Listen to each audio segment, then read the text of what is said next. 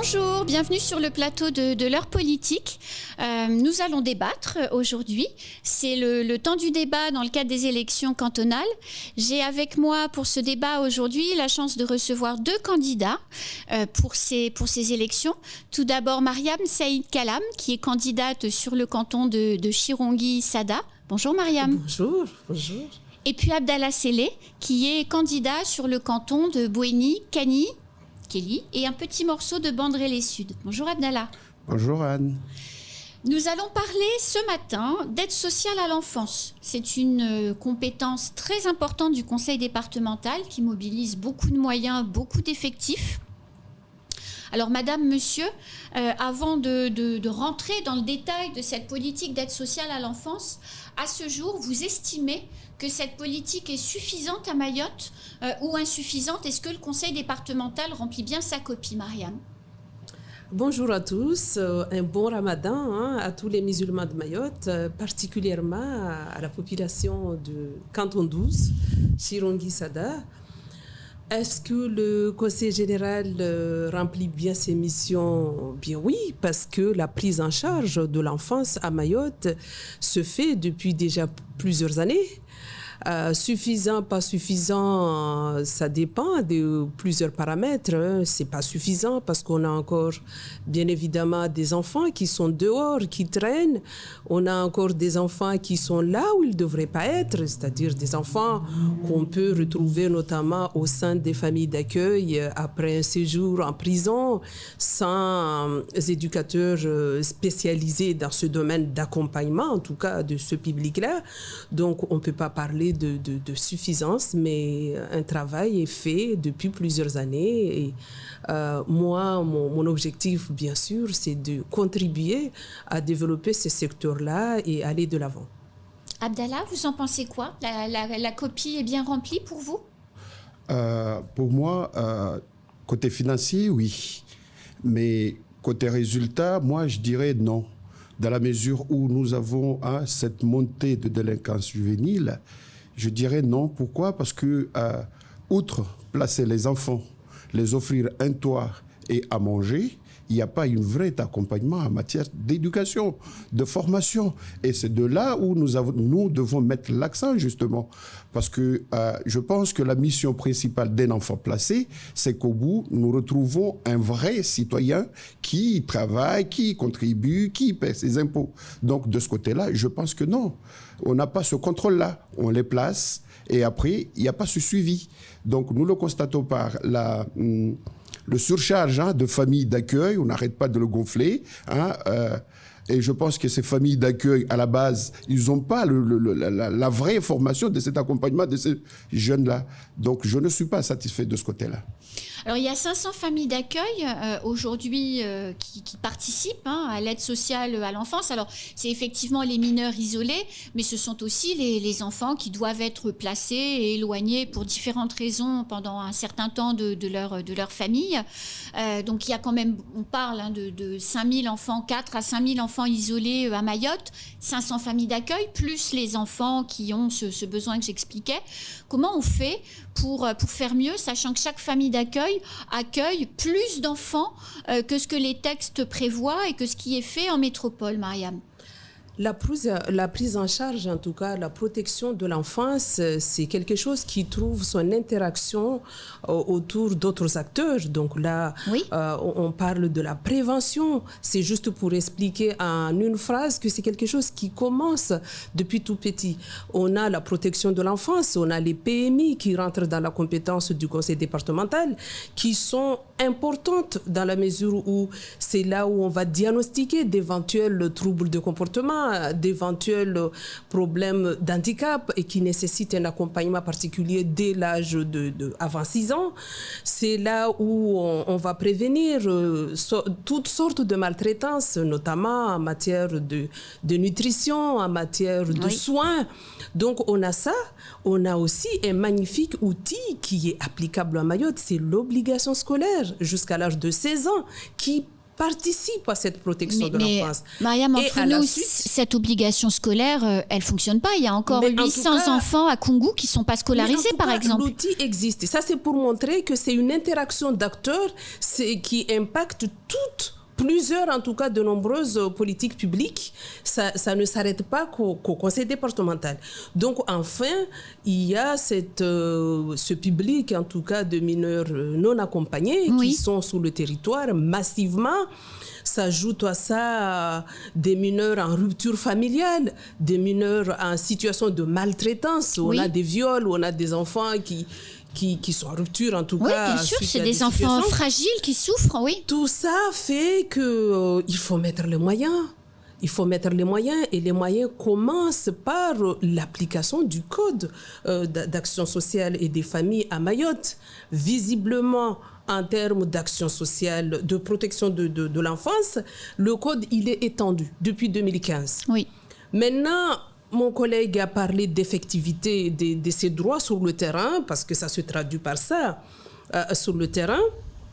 On analyse rapidement. Hein. Vous avez parlé là je reviens à votre question, vous avez parlé de 500 familles d'accueil. Bien évidemment, si on reste à ce diagnostic qui a été réalisé par le sociologue Guillaume en 2012, qui nous pointe 4000 mineurs isolés. Maintenant, le terme, c'est 4000 mineurs non accompagnés, mais ça revient au même. C'est loin d'être ça, d'être suffisant si on est au quota de 3 enfants.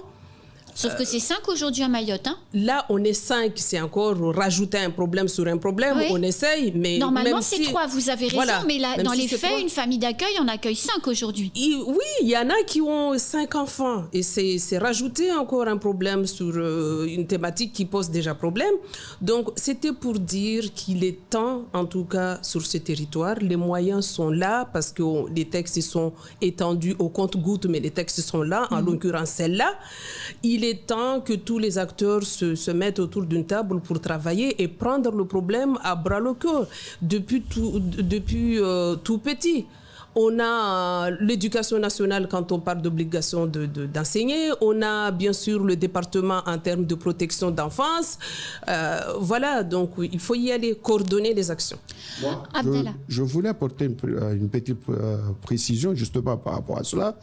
Face à cette forte demande justement en matière de mineurs, moi je trouve que la qualification du placement de mineurs est assez léger. La majorité de ces jeunes n'ont aucune pièce d'identité. Hein? Comment jugeons que ce jeune est mineur? C'est par rapport à quoi?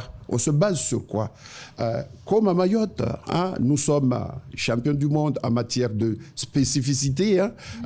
Donc, pourquoi ne pas utiliser ce que la machine judiciaire utilise pour l'identification, l'analyse osseuse par exemple, etc., pour qu'on puisse placer, puisque la demande est tellement forte, il ne faut pas se leurrer. Nous avons une maternité, la première de l'Europe, et 3/4 des naissances, sont de nationalité étrangère. Et qui dit nationalité étrangère, en majorité, ils sont en situation irrégulière, et qui dit irrégularité de séjour, dit aussi précarité. Donc, c'est des futurs demandeurs, justement, ils vont alimenter cela. Et puis, nous avons aussi l'arrivée massive en face.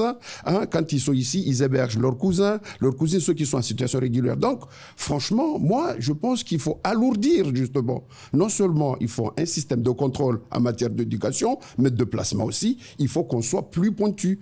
Quand on parle de comment dirais-je, qui paye contrôle, donc il faut le faire. Dans ce côté-là, il faut serrer les vis. Mais pendant de nombreuses années, la logique idéologique ou politique à Mayotte, ça a été de dire on ne prend pas en charge les mineurs isolés parce qu'on va créer un appel d'air avec les Comores, parce que voilà, on va être submergé. Mais est-ce que la délinquance et la violence finalement extraordinaire. Il y a encore un jeune garçon qui est mort il y a quelques jours dans le Nord.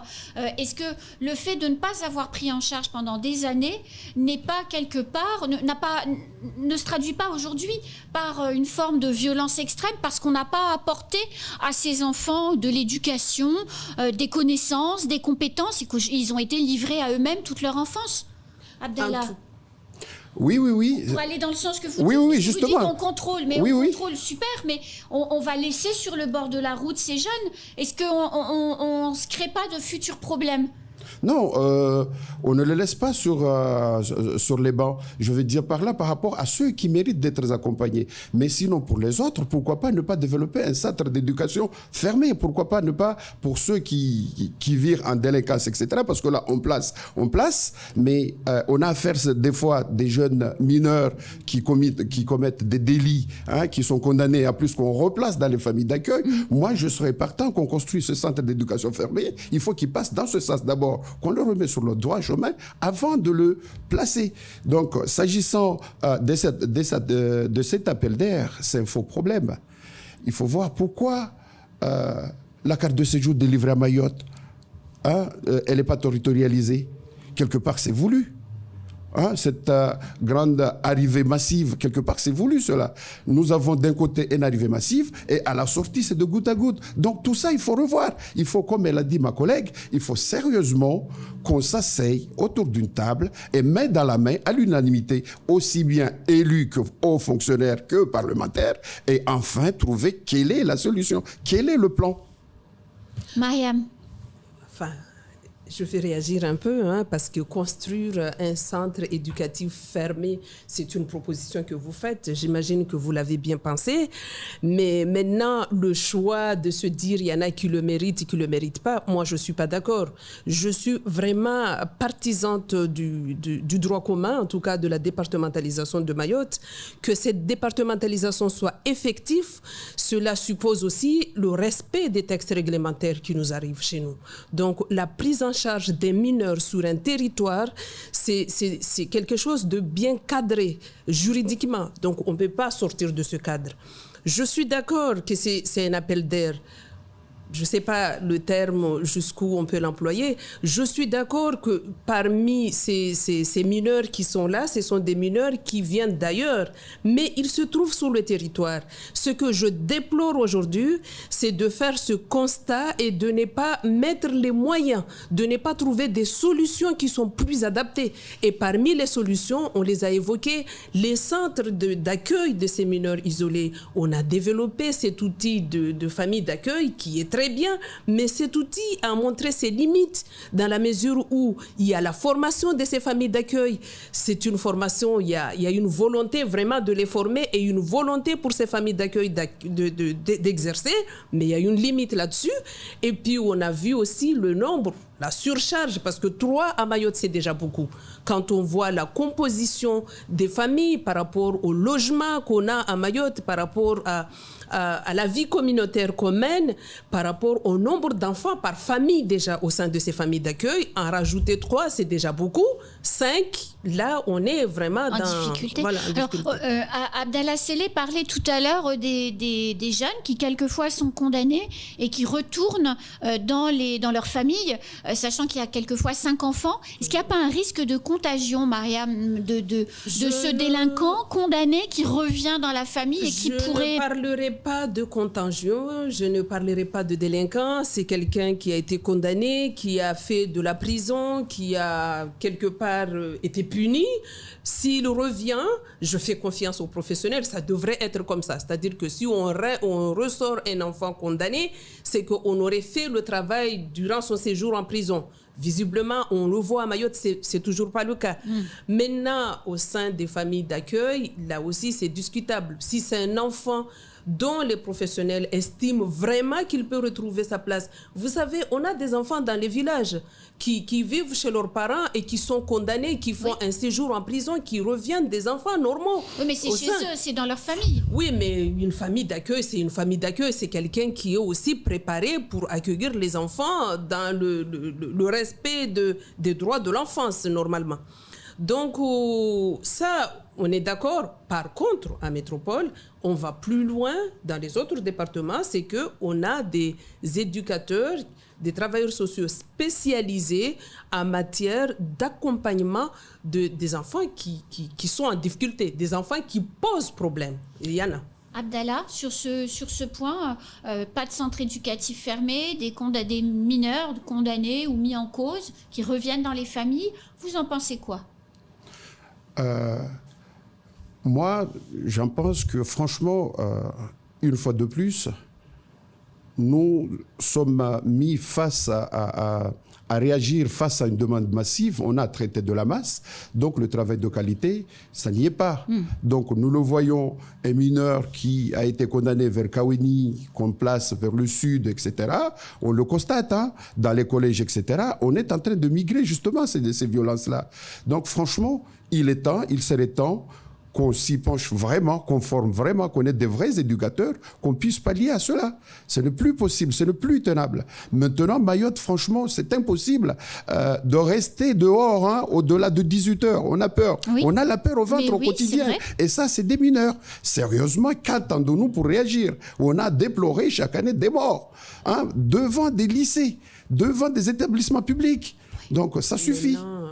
Maintenant, il va falloir aussi faire un travail là-dessus pour savoir ces mineurs qui se trouvent aujourd'hui dehors, qui sèment la terreur sur tous les territoires, hein, du département. Ah oui, partout. Est-ce que ce sont des mineurs qui sont placés? Est-ce que ce sont des mineurs forcément non accompagnés? Là aussi, c'est un autre débat.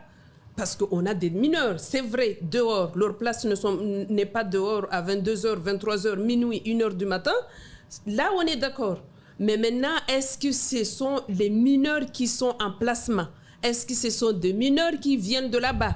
Est-ce que c'est forcément des mineurs qui sont en situation de rupture familiale? On ne peut pas le savoir. En tout cas, les forces de l'ordre disent très souvent qu'il y a des mineurs scolarisés et des mineurs déscolarisés. Or, un mineur déscolarisé, comme vous le disiez tout à l'heure, obligation de scolariser jusqu'à 16 ans, c'est un problème. C'est là où on se pose la question. On demande d'autres droits, l'extension d'autres droits à Mayotte, mais il y a les droits les plus fondamentaux qui existent depuis des années. La preuve en est que nous sommes là. Ça veut dire qu'on a bénéficié de cette scolarisation un jour ou l'autre. Bien sûr. Donc là, aujourd'hui, on a affaire à des mineurs qui sont dehors, qui se trouvent sur le territoire français. Moi, je ne suis pas là pour dire ils viennent de là-bas, de là-bas. Ce sont des mineurs qui se trouvent sur le territoire français. Il y a une protection qui est prévue en faveur de ces mineurs, en tout cas à leur bénéfice. Il faudra... Moi, je voudrais juste réagir. Vous me dites qu'il y a la législation là, qui s'applique. Hein, il faut aussi voir que le double droit de sol, ça fait partie aussi d'une loi, mais qu'on a quand même modifié. Donc, à situation exceptionnelle, mesure exceptionnelle. Il faut sérieusement qu'on trouve cela. Donc, c'est de là où moi, je dis que, main dans la main, là, nous attendons aux parlementaires, aux prochains parlementaires. Donc, c'est à eux de nous donner cette feuille de route, parce que c'est à eux. Oui. Donc, je vais dire par là aussi, l'histoire de mineurs non condamnés, ce sentiment, ce n'est plus qu'un sentiment, c'est une réalité. Il faut modifier cette ordonnance de 45 qui tend à protéger ce mineur. Donc, jusqu'à quand on va tourner comme ça? Donc, c'est des choses, c'est des mesures qu'il faut sérieusement qu'on se batte. Est-ce que vous seriez d'accord pour que des mineurs isolés qui sont censés être placés à Mayotte ne soient pas placés à Mayotte et soient placés en métropole, par exemple, pour limiter en fait le volume? Vous parliez de masse. Pour limiter la masse, c'est apporter plus de qualité. Vous le disiez, hein, Mariam, tout à l'heure, c'est pas possible aujourd'hui. Est-ce que vous êtes favorable à faire évoluer ces textes? Je suis favorable par rapport à la saturation dans tous les domaines.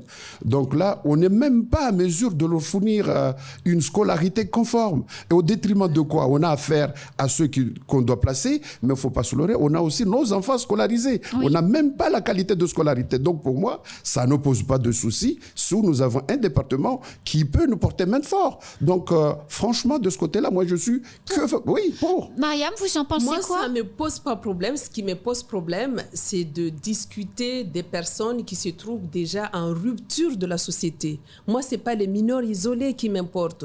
Si on peut résoudre le problème de ce côté-là, c'est qu'on peut déjà, depuis la scolarisation, depuis la prise en charge en matière de protection, de prévention, qu'on fasse déjà fonctionner cette solidarité nationale ou régionale avec les autres départements. Pourquoi attendre que le mineur se trouve déjà dehors en situation de délinquance, en situation de rupture Oui, il faut agir plus tôt. Il faut agir plus tôt. Moi, c'est ça le problème, que les solutions puissent être trouvées plus tôt. Non seulement plus tôt, mais en actionnant tous les outils de droit commun qu'on a déjà qui sont applicables sur le territoire. Et vous pensez que ce travail partenarial que vous appelez de vos voeux depuis tout à l'heure, vous pensez qu'il est insuffisant aujourd'hui entre l'aide sociale à l'enfance, entre la scolarisation, l'accompagnement socio-éducatif? Vous pensez que ça ne marche pas? Il n'existe pas. On est en réunion de coordination, on a des documents qui sont rédigés en partenariat, État, collectivités ou autres.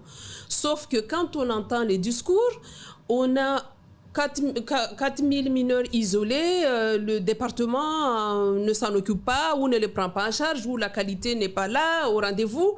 Mais à côté, on a aussi quelques voix qui s'élèvent pour parler des élèves qui ne sont pas scolarisés, des enfants carrément de 6 ans, voire moins, qui ne sont pas scolarisés. Donc ça veut dire qu'on n'est pas resté autour d'une table pour réaliser un diagnostic vraiment sérieux, parce que là, on dit 4 000 mineurs isolés. Mais parmi les 4 000, on a donné un chiffre de ceux qui ont moins de 16 ans.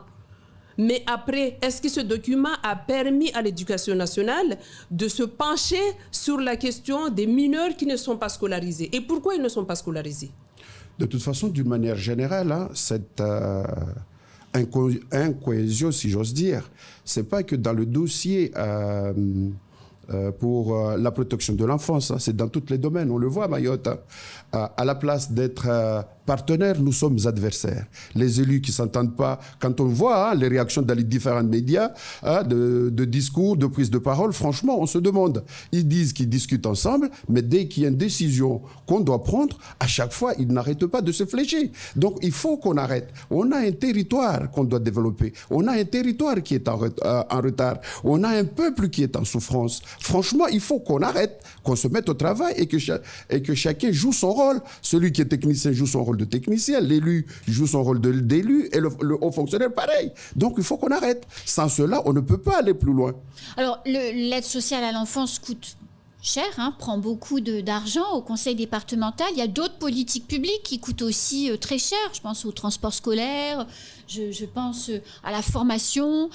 Comment, si vous êtes élu, madame, monsieur, comment vous imaginez arbitrer les enveloppes financières pour répondre à un besoin dont vous venez tous deux de démontrer qu'il était insuffisamment pris en charge? Comment on arbitre? Comment vous arbitrerez financièrement, Mariam? On n'a pas forcément parlé d'insuffisance financière. Maintenant, arbitrer, on est tous d'accord que l'aide sociale à l'enfance, la prise en charge de l'enfance en général à Mayotte depuis la naissance, c'est quelque chose de primordial. C'est ce qui va conditionner le développement de ce territoire. Parce que là, on parle en matière d'éducation et de ces ingénieries qu'on en parle tant à Mayotte qui manqueraient. Je parle au conditionnel, mais bon, ça manque, on le voit. Et puis, c'est les formations professionnelles où on est en train de construire Mayotte, où on parle d'un vœu de construction de l'aéroport, on parle d'un vœu. Oui. Toutes ces choses-là, on a besoin de cette jeunesse qui est notre richesse aujourd'hui pour y parvenir. Abdallah, comment on fait pour arbitrer? Si vous êtes élu, vous ferez comment pour arbitrer entre les différents besoins et avec le budget disponible? Je rejoins ma collègue par rapport à ses propos, ce qu'elle disait tout à l'heure. Il faut savoir que Mayotte doit se développer. Et qui dit développement de Mayotte dit professionnel en face. Et justement, on doit se servir de cette jeunesse, à nous de l'accompagner pour mieux préparer l'élite de demain. Donc franchement, mettre la priorité sur cette protection d'enfance, je le conçois, je l'attends bien. Sauf qu'il nous faut aussi, et là je persiste et je signe, franchement il faut qu'on s'appuie, il nous faut un organisme d'accompagnement et de contrôle. Il ne faut pas qu'on finance et après on n'entend plus parler. Il faut que le département soit présent partout pour mieux préparer l'élite de demain. c'est aussi sa compétence. Oui. Son domaine de compétence est aussi de réaliser l'évaluation et le contrôle de ces moyens qui l'affectent, en tout cas, dans le cadre de la prise en charge de l'enfance et du domaine social en général. Alors, ce sera la dernière question parce que ce débat touche déjà à sa fin et on aurait pu encore discuter un long moment sur le sujet. Madame, monsieur, si vous êtes élu, vous ferez quoi de différent? La première chose que vous ferez dans le domaine de l'aide sociale à l'enfance, c'est quoi, Mariam? La première chose, c'est la réalisation du diagnostic, c'est le recadrage du mot même mineur non accompagné. Qu'est-ce qu'on entend par là? Combien on peut recenser? Parce que là, on a 2 discours, on a 4000 en 2012. Là, le secrétaire chargé, le secrétaire d'État à l'enfance nous a parlé de 350. Qui sont ces enfants aujourd'hui et quels sont les réels besoins? Parce que pour apporter une réponse, il faut déjà qu'on sache qui sont ces enfants et quels sont les besoins manifestés. Pareil, hein, vous direz que je me répète, mais bon, ça serait faire un état de lieu comme elle l'a dit, parce que c'est sur cette jeunesse qu'on doit s'appuyer pour développer ce territoire, justement. Et on ne peut pas développer ce territoire avec cette délinquance juvénile. Et sans oublier que l'industrie viable pour le moment pour Mayotte, c'est le tourisme. Et partant avec cette délinquance, personne ne viendra parce que le territoire n'est plus attractif, même pour nous, Mahorais, de natifs. Donc franchement, on doit se mettre au boulot. Ce sera le mot de la fin. Madame, monsieur, je vous souhaite bonne chance pour le scrutin à venir. Merci. Nous, on se retrouve très vite sur le plateau de l'Air Politique pour un prochain débat. Bonne fin de journée.